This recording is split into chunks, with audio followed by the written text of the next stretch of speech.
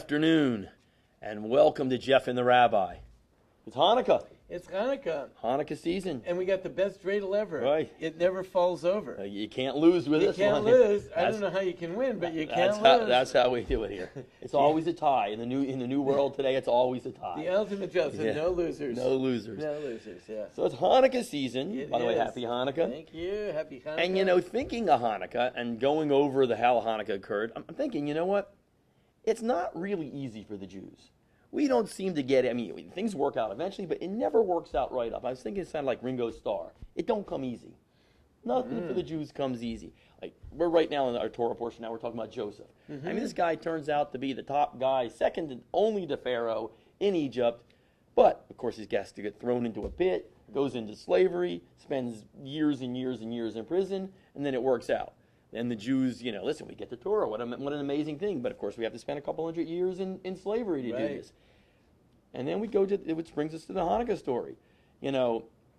Rabbi Freeman, who I respect as a scholar and a rabbinical learned person, tells me, in this way, that the Jews literally owe their dedication to the Torah to the Greeks. And you know the story of Hanukkah. The Greeks come in and they take over Israel, they conquer, pretty much outlaw most of Judaism, destroy the temple. Right. And the rabbi says, the Greeks are good for the Jews. The Greeks are good.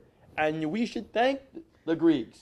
Thank the Greeks. I mean, I'm thinking if the Israelites of 2,000 years ago should thank the Greeks for the Torah, that's like saying, the Israelites today should thank Obama and John Kerry for nuclear weapons in Iran. It's just, it might work out down the road, but things aren't going to look too good. Right. I mean, I don't understand where we're going here. I get it. I know where you're saying, but that's kind of tough for the Jews here. Well, I'll tell you, the interesting thing happened to me yesterday. I'm talking to a lady. And that's interesting enough. Right, You're supposed to be doing that. Be careful. Yeah, right. So it turned out we were talking for about 20 minutes, and I realized that she's actually my wife. That's good. So, anyway, so I'm talking to this lady, and she is expecting a baby. So she's telling me this story. She says she just turned 40. She's expecting a baby. She says that she had been in the adoption process for a good while. And a lot of ups and downs. The adoption process is a real roller coaster, and you think you got it, and you don't, and it's it's really tough on a lot of people. It just wears them out.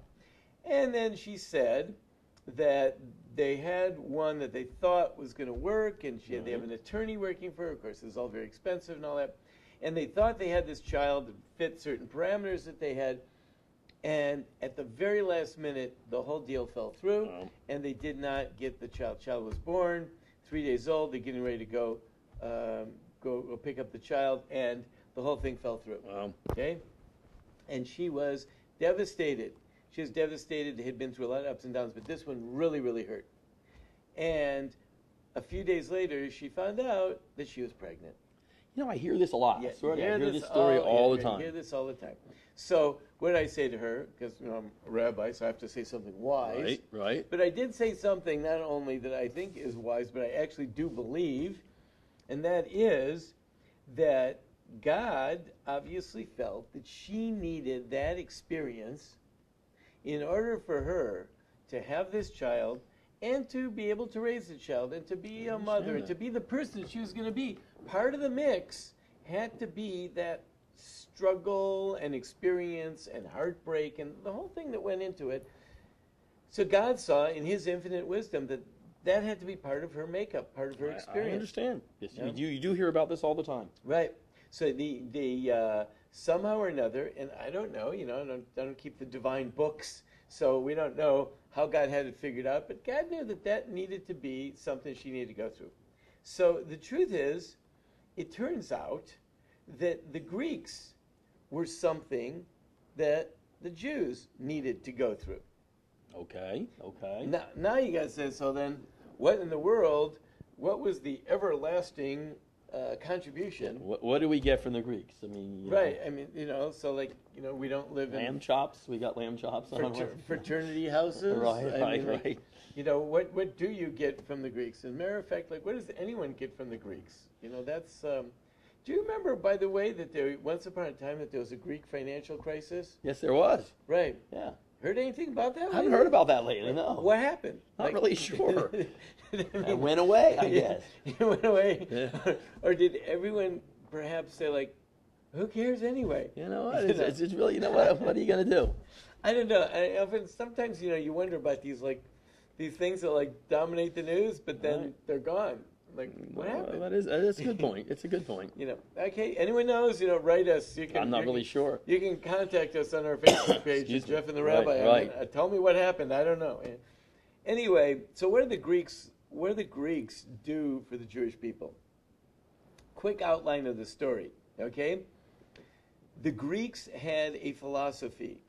It was a pagan philosophy, but it also believed very much, like the Greeks had made tremendous strides in new discoveries and development, understanding of the physical world and the nature of the physical world. Right. They understood physics, they understood music, they understood art, architecture, mathematics. And naked male wrestling, which I never understood what that contributed to society. You don't get it. I missed that.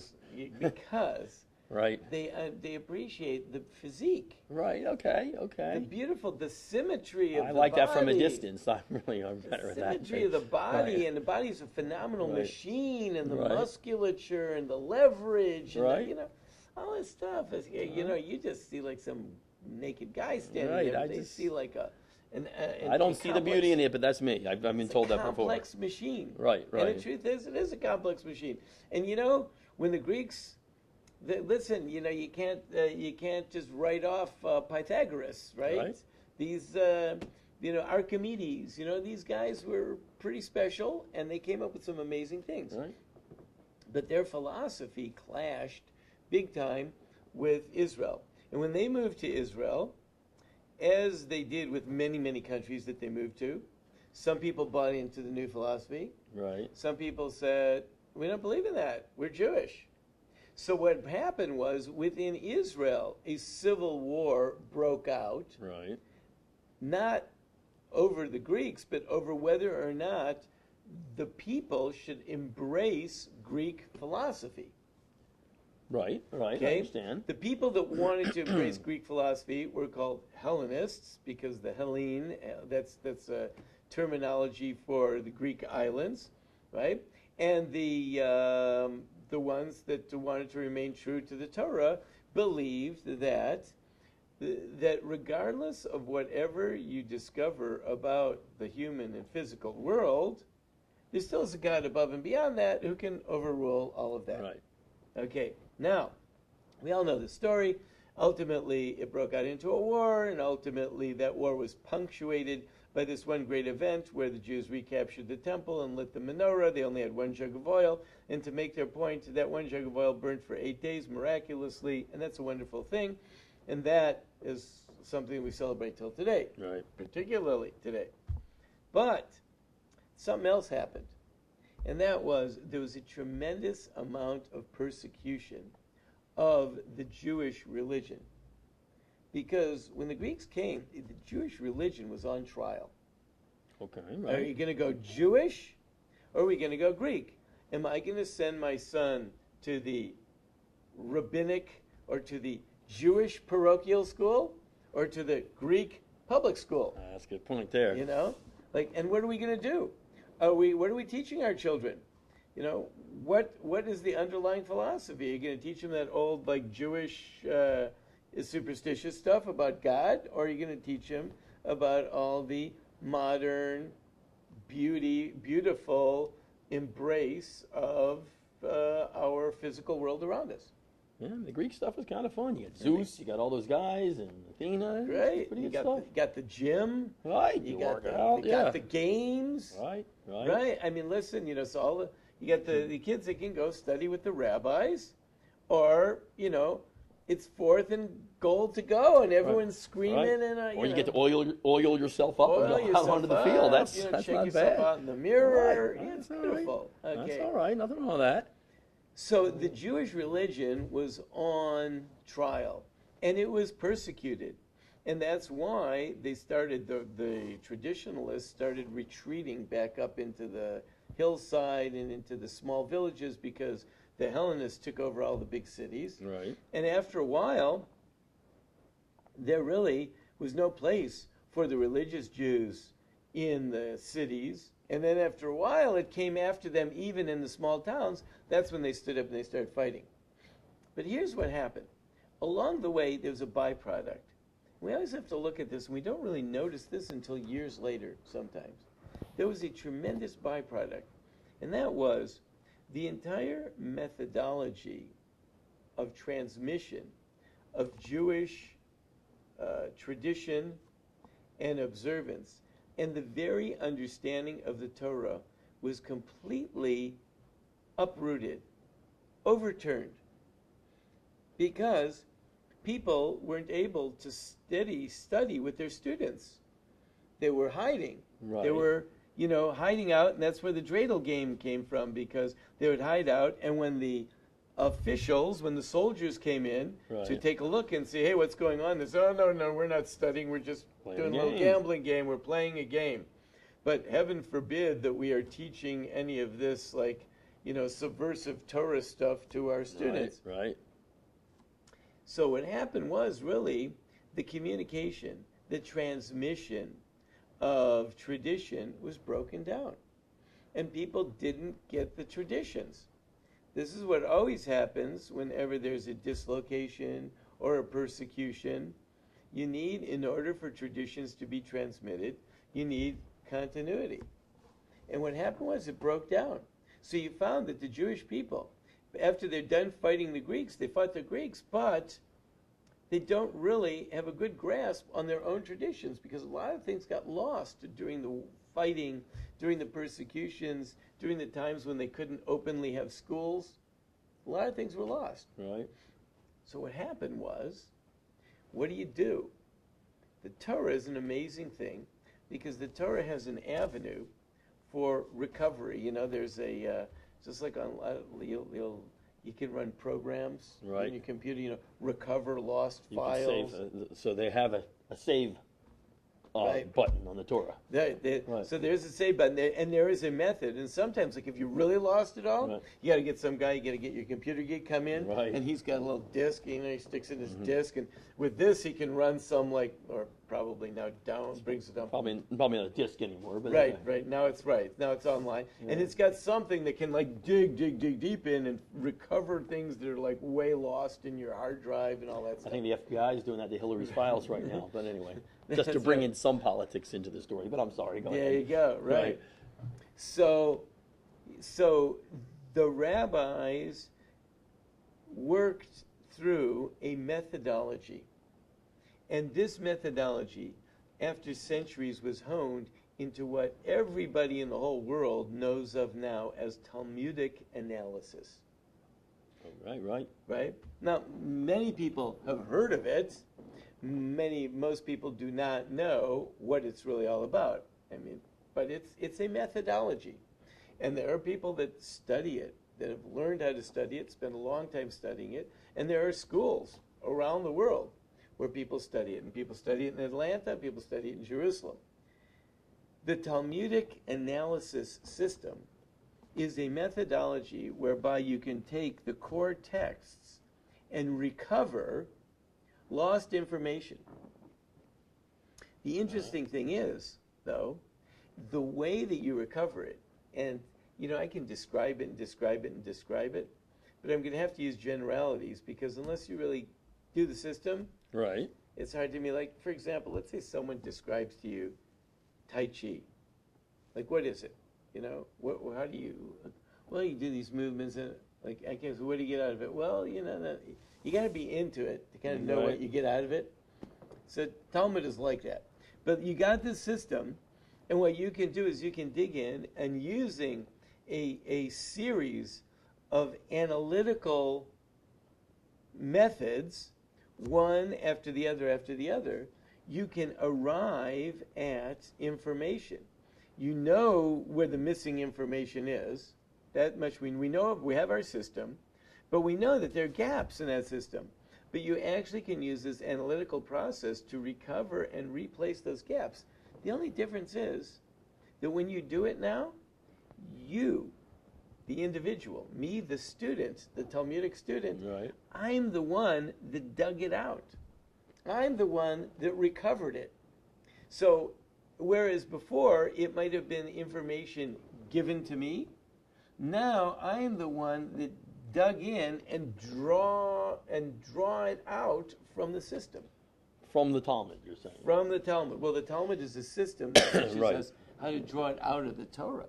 Okay, right. So I can take a verse in the Torah, and the Talmud leads me on this process where I am digging it out and bringing out all this information that's hidden in there. The difference is that when it's all said and done, I have a much more intense relationship with the information that I have arrived at than if I would have if I had received it. So the bottom line is that you feel that the Torah itself could possibly not have survived without the Talmud to dig this out, without the Talmud system to help you dig this out. So what really happened is, because the Greeks really shut down, they disrupted our tradition. Right. When a tradition gets disrupted, it's lost. Right? You know, like once you That's why disrupt most societies are gone. Right. Once you disrupt it, I mean, you know, like they always talk about this, like they're trying to record all the old Indian languages and all that. You know, Right. it's gone. It's gone. It's never going to be back. Even if they get it back and they write a book about it, but it won't really be the same. Once a tradition has been disrupted, it is gone. But in our case, they disrupted the tradition, but we had a fail-safe method Wow, that's interesting. to rebuild the tradition. But this time, it's actually different and in a certain way improved, because no longer is it a tradition, but it's my discovery. I have achieved that information that's in there. Instead of having it been given to me by my father, my grandfather, or my teacher, I was shown a method whereby I could dig into it and I could discover it on my own. So that's what you're crediting the longevity of Judaism too.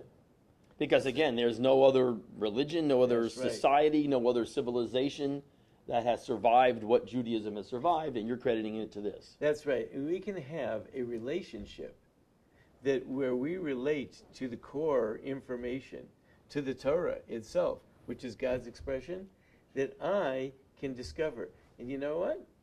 Instead of God being handed to me, Right. or even given to me, or maybe even forced upon me, or me just being passive, I now am a seeker and a discoverer. And when Interesting. I find it, I feel very different about it. I just had this experience yesterday with a class. And I led them through one of these analytical exercises of the Talmud. Right. And we arrived at a piece of information that everyone in the class knew already. But we did it the analytical way, Right. so that they discovered it. So That's interesting. they ended up discovering something that they really knew already. Right. But when they discovered it, so I said to them, okay, now you know that piece of information. How do you feel about it now than the way you felt about it before? It's like almost like the one person had two pieces of information, but now instead of having been handed it or received it, now they discovered it, and they felt totally different about it. They related to it That's differently. logical. That is. Wow. Me, I am involved in that, and that's why in that's why in the Talmud, you know, we spend a lot of time. All the names of all these rabbis are there. The Talmud is a very personal type of exercise. You hear about rabbis, your conversations they had with each other, give and take. Sometimes, you know, flattering or insulting or whatever. It's very interesting. It's a very personal thing. A student of the Talmud realizes once they get involved in it because it engages your persona. I do not know of another religion that does such a thing. You know, it's kind of interesting, except perhaps the Greeks. Well, that's interesting. You know, because the Greeks, they had the Socratic method. Well, that's true. It's very interesting that this method, that's this interesting, analytical yeah. method that was applied to the Torah came to the world after Israel clashed with the Greeks. But that gave Israel Wow. a tremendous strength and an ability to have a personal relationship. Or, as I heard one author once said it or summed it up, the Jews went into exile, but they took with them their portable national homeland. It's called the Talmud. That makes sense there. And they take it around, and Jews, wherever they go, they can connect to it like Jews of any generation. And not only can they connect to it, but you connect to it in such a way that it's not just a belief or an emotion, but it actually engages the mind as well as the emotion, so that when you come to the end product, you are at one with it. And I believe that that is what has kept the Jews alive and dynamic and flourishing until today. And that's why even today, how many places in the world, you have the Talmud. Mm-hmm. The Talmud was finished around the year 500 to 600, we'll say, somewhere in there. It's got its final finishing touches. By the year 600 AD, the Talmud was finished. Okay? How many studies do you know that were finished, meaning it's a product of like back in 500 AD, Right. that people are actually studying right now? And actually studying it Right. consistently and have not updated, changed, and they're still studying it. Right. And as a matter of fact, the schools are growing. Right. The schools are growing. More and more people are doing it all the time. Where do you find that? What other study is there like that? Well, and there's no, I mean, again, you can't, if you want to compare religions, you take any religion in the world, you don't walk into some place like your yeshiva in Israel and see hundreds of people arguing and studying and talking about a book that was written in 600 AD. You don't see that because it's not done. Right. And that, I guess, is what you're saying And even where Judaism is from. Even those things that people are still studying, let's say from the times of the Greeks, mathematics. Yeah, a lot of people are studying mathematics. But who lives mathematics? I mean, maybe there are a handful of probably a few mathematicians people that say, like, I live mathematics, and then everyone else at the party goes, oh my gosh. Here's my slides on the Pythagorean theorem right here. Let me, Right, don't you just love the number 9? let's break it down. Like 9, it's so amazing. So, yeah, there are a few people like that, but you don't find people that are living like that, Right. that their lives are invigorated like that they turn their children onto it and their children onto it. I don't know. Now, there are some disciplines and there are some belief systems that certainly people carry on, but none where the individual engages to that same level en masse as we see in the Jewish people, where we've got flourishing Talmudic schools in Israel. We've got flourishing Talmudic schools here in America. You can get Talmud classes, first of all, online, but you can get them right here in Atlanta, And I just taught one yesterday, and I guarantee you, all these very, very modern people, they found it absolutely and totally engaging because it engaged the whole person. They were emotionally and intellectually involved. A lot of times, you go see a movie or something like that, you might be emotionally involved. You might study something, you might be intellectually involved. But to be totally engaged like that, very few things. And had the Greeks not interrupted the tradition, we would not have been forced to discover that personal side, the endeavor of rediscovering the Torah on our own. Well, no, that's deep. Yeah. Don't come easy, but it works out the right way in the long run. Right. So, when they say Happy Hanukkah from all your friends at Channel 2, Right. I mean, it's a lot deeper than anybody is dreaming. Not bad at all. Well, I'm impressed. Yeah, it's deep. I'm impressed. Well, Happy Hanukkah, 7 more nights. 7 more nights, yeah. yes. Every night, every day is a new discovery. The light continues to grow and to grow and to grow. And if you are a person that wants to engage in that process, so contact your local kollel, your local They have rabbi. a place in Atlanta, that Scholars Kollel place I've heard about. Yeah, right. That's a pretty good place. That would be a place to go. I recommend it. All right. Yeah. Happy Hanukkah.